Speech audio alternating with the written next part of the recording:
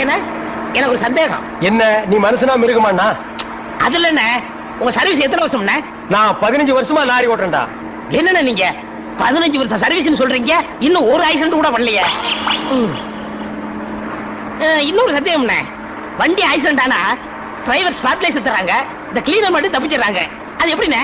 அந்த நாய்க்கு சைடுல இருக்கிறதுனால வண்டி மோதுன்னு தெரிஞ்ச உடனே ஜம்ப் பண்ணி குதிச்சு ஓடி போயிருது.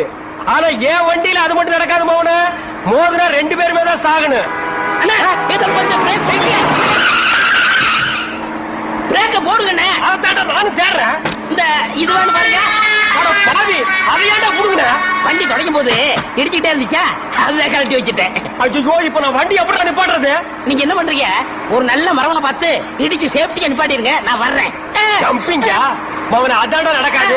பிரேக்க புடுங்கிட்டு மரத்துல மோதுங்க மலையில மோதுங்க ஐடியாவா நான் கொடுக்குறேன்.